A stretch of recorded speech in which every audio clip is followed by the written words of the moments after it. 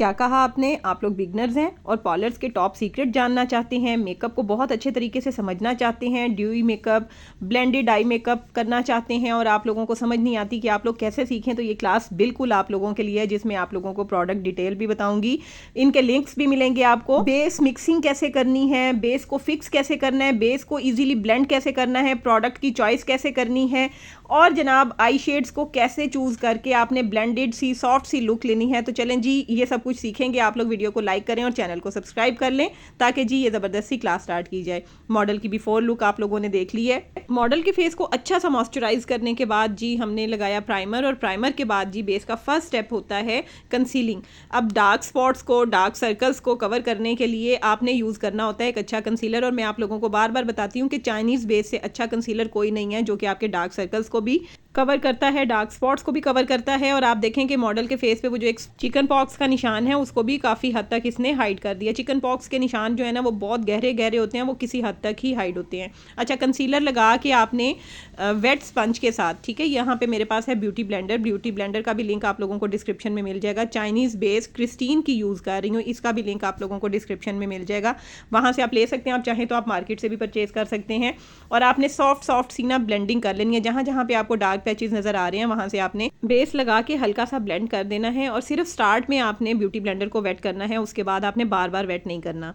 यहाँ जो मैं बेस यूज कर रही हूँ ये 2 बेसिस की मिक्सिंग है। एक फाउंडेशन है जो कि पिंक की के नेम से है, और एक है जी बीबी क्रीम जो कि XQM के नेम से है। ये बीबी क्रीम बहुत ही कमाल की क्रीम है, इसका लिंक भी आपको डिस्क्रिप्शन में मिल जाएगा। ये सेम, ये येलो वाला ना मिला तो मैं ब्लू वाली लगा दूंगी। इनकी सारी बीबी क्रीम्स जो है ना वो बहुत अच्छी हैं। बेस मिक्सिंग का मकसद ये होता है कि एक तो आपको कवरेज अच्छी मिल जाती है, दूसरा आपको शेड एक बड़ा अच्छा यूनिक सा मिल जाता है। यहाँ पे जो मैंने दोनों शेड यूज़ किए हैं ना ये फेयर टोन में ही है। XQM का जो शेड है वो भी फेयर टोन में है। अच्छा, ये देखें पूरी स्किन पे इक्वली मैंने डिवाइड कर दिया है बेस, और वेट स्पंज के साथ बहुत अच्छे तरीके से टैप टैप करके बेस बना रही हूँ। ब्यूटी ब्लेंडर को आपने रगड़ना नहीं है, प्रेस करके बेस बनानी है। स्किन के साथ हमें टाइम लगा के एडजस्ट करनी पड़ती है बेस, ठीक है। तो ईजी होके क्वेश्चन भी कर लिया करें कमेंट सेक्शन में, ताकि अगर कोई कन्फ्यूजन है तो वो भी आपकी क्लियर हो जाए। जैसे जैसे मैं बेस की ब्लेंडिंग कर रही हूँ बेस जो है वो स्मूथ होती जा रही है स्किन के साथ। यहाँ पे अब मैंने फेस पाउडर यूज़ करना है हुदा का, ठीक है। ये हुदा ब्यूटी का फेस पाउडर जो है ये कॉपी है लेकिन बहुत अच्छा पाउडर है। इसका लिंक भी आपको डिस्क्रिप्शन में मिल जाएगा। आप देखें कितना ज़बरदस्त इसका रिजल्ट है। अच्छा, इसमें 2 शेड्स हैं एक ही किट में, एक डार्क और एक लाइट। मैं यहाँ पे लाइट वाला यूज़ कर रही हूँ, तो देखें अच्छी ऑप्शन है कि लाइट और डार्क दोनों शेड आपको मिल जाएंगे। क्रिस्टीन कॉन्टोरिंग किट मेरी बिल्कुल ख़त्म हो गई है 04 नंबर की। थोड़ा सा जो रह गया हुआ है वो मैंने आईब्रो की शेपिंग के लिए रख लिया। आईब्रो की शेपिंग बहुत अच्छे तरीके से सॉफ्ट हैंड के साथ करनी है। सेंटर से आपने शेड अप्लाई करना है और आपने एजिस पे लेके आना है। कभी भी आपने स्टार्ट से अगर शेड लगा दिया ना, कभी भी ऐसा नहीं करना, क्योंकि इससे ये होता है कि फिर आप शेड को कहीं पे भी मर्ज नहीं कर सकते, आगे पीछे कहीं पे भी ब्लेंड नहीं कर सकते। एक स्ट्रोक लग जाता है जो कि बहुत बुरा लगता है। और उसके बाद जी स्पूली के साथ कॉम कर दिया। यहाँ पे जो मैं आपको किट दिखा रही हूँ इसमें ग्लिटर शेड भी हैं और मैट शेड्स भी बहुत अच्छे हैं। इसमें से मैं पीची पिंक शेड ले रही हूँ, और मैं आज आप लोगों को सिंगल आई शेड के साथ बहुत ही सॉफ्ट लुक मेकअप बताऊंगी। आप लोगों को बताऊंगी कि आई शेड की लिमिट्स क्या होती हैं। सबसे पहले जी हमने पिंक शेड जो मैंने आपको दिखाया है उसको अप्लाई किया, और उसके बाद हमने उसकी ब्लेंडिंग स्टार्ट करनी है। लिड पे आपने अप्लाई करके सॉकेट लाइन पे उसको ब्लेंड कर लेना है फ्लफ़ी ब्रश के साथ। ये फ्लफ़ी ब्रश भी आप लोगों को डिस्क्रिप्शन में इसका लिंक मिल जाएगा। जैसे ही आप ब्लेंडिंग स्टार्ट करेंगे ना, देखें आई जो है वो सॉफ्ट लगने लग जाएगी, और दूसरी आई जो है वो देखें कितनी हार्श लग रही है। ये जो मैं आपको प्रेस करके दिखा रही हूँ आई बॉल है, और यहाँ पे जो ऊपर प्रेस किया है वो था जी आपका सॉकेट लाइन, और ये ब्रो बोन थी। और अब ये हमारा आई एंड और ब्रो एंड जो है वो आई शेड अप्लाई करने का जो लिमिट होती है ना वो है। और फिर टीयर डक्ट पे आपने इसकी अच्छे तरीके से ब्लेंडिंग करनी है। आई पार्ट्स को और अच्छे तरीके से समझने के लिए आप लोग मेरी वीडियोस देख सकते हैं, क्लासेस जिसमें मैंने आई पार्ट्स को एक्सप्लेन किया है। अगर आपको लगे कि शेड जो है वो थोड़ा सा ज़्यादा हो रहा है तो आप स्पंज जो है वो लेके और उसको हल्का हल्का सा रब कर सकते हैं। अब ब्रो को ऊपर उठा के ब्रो बोन पे मैंने एप्लीकेशन करनी है हाईलाइटर की, और ये हाईलाइटर भी मैंने इसी किट में से लिया है। इसका लिंक मैं आप लोगों को डिस्क्रिप्शन में दे दूँगी। लोकल किट है, ईजिली आप लोगों को सस्ती सी मिल जाएगी। ज़रूरी नहीं है कि सेम से शेड होंगे, कुछ जो शेड हैं वो 19-20 हो सकते हैं। ब्रो बोन पे पे आपने हाइलाइटर अप्लाई करके और इसको आगे पीछे ब्लेंड कर देना है और ब्लेंडिंग बड़ी सॉफ्ट होनी चाहिए। उसके बाद आपने फ्लफ़ी ब्रश लेके अगेन जो सेंटर वाली इनकी लाइन है उसको भी आपने ब्लेंड कर देना है। और आप ये देखें कि आई शेड जो है वो कितने खूबसूरत लगने लग गए हैं।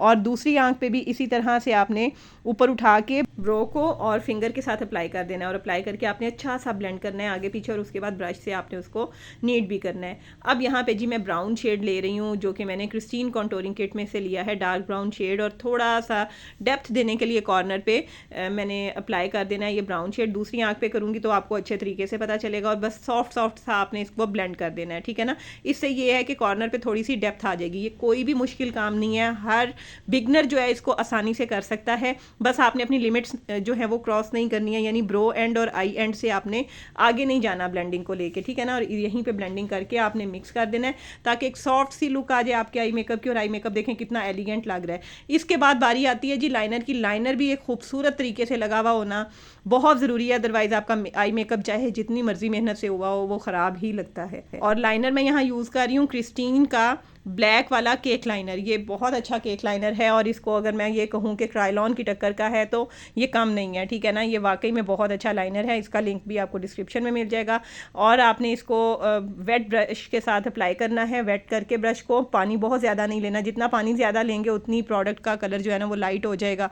आपने कम पानी लेना है, प्रोडक्ट ज़्यादा लेनी है और उसके बाद आपने अप्लाई करना है। आहिस्ता आहिस्ता छोटे स्ट्रोक्स में लाइनर लगाएं और आई एंड पे आके आपने आई खुलवा के फिर इसका विंग ऊपर लेके जाना है और विंग को नीट बनाना है। और नीट करने के साथ साथ आपने जो एजेस हैं उनको शार्प रखना है, स्टार्ट से भी एंड से भी, ठीक है ना। अब ये देखें इनर कॉर्नर जो है वो भी नीट करना है, आउटर कॉर्नर वो भी नीट करना है।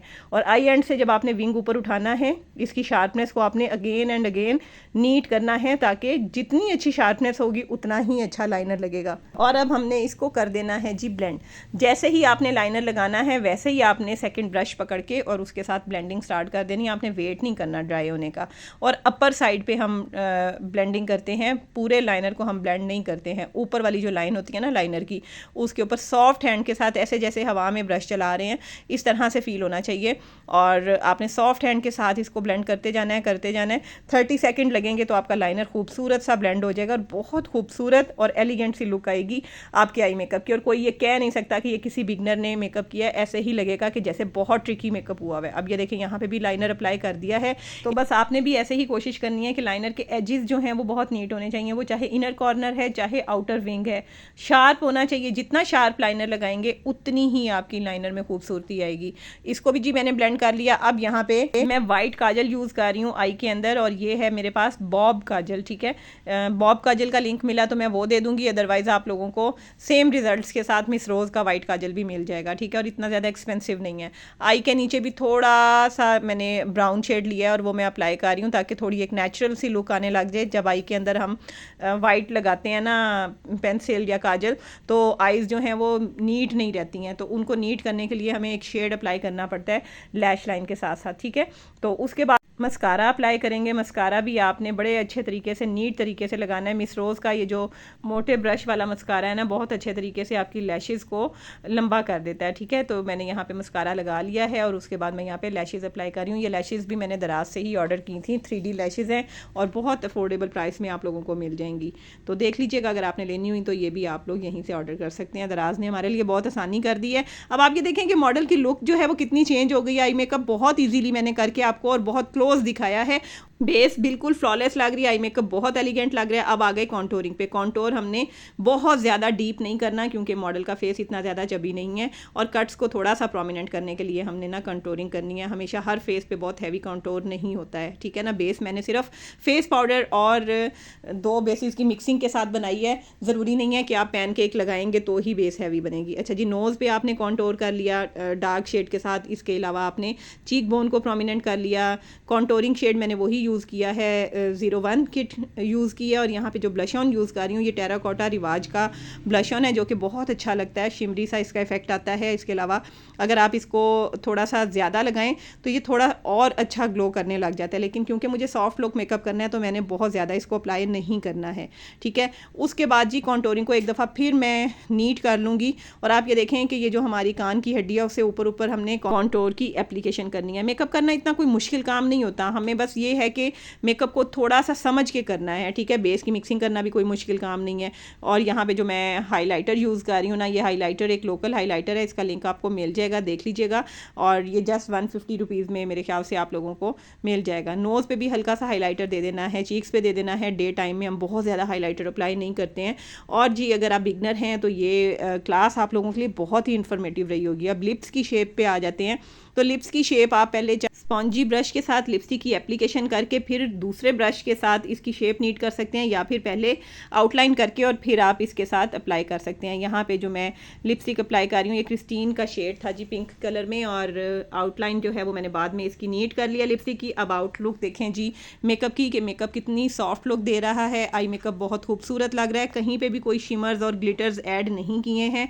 सिंपल ब्लेंडेड और मैट मेकअप जो है आप इसे कह सकते हैं, जिसे मैंने स्टेप बाय स्टेप आप लोगों को करके दिखाया है। और मॉडल की लुक जो है वो एलिगेंट लग रही है, एज जो है वो ज़्यादा नहीं लग रही है, हालांकि मेकअप करने के बाद एज थोड़ी सी बड़ी बड़ी लगने लग जाती है। तो यही होना चाहिए आपके मेकअप का कमाल। अगर आप इससे ज़्यादा अच्छा कुछ सीखना चाहते हैं या कोई प्रोडक्ट डिटेल लेना चाहते हैं तो मुझे कमेंट सेक्शन में आगे बता सकते हैं, लिंक्स आपको डिस्क्रिप्शन में मिल जाएंगे। मैं मिलूंगी आपसे अपनी नेक्स्ट वीडियो में। अल्लाह हाफिज़।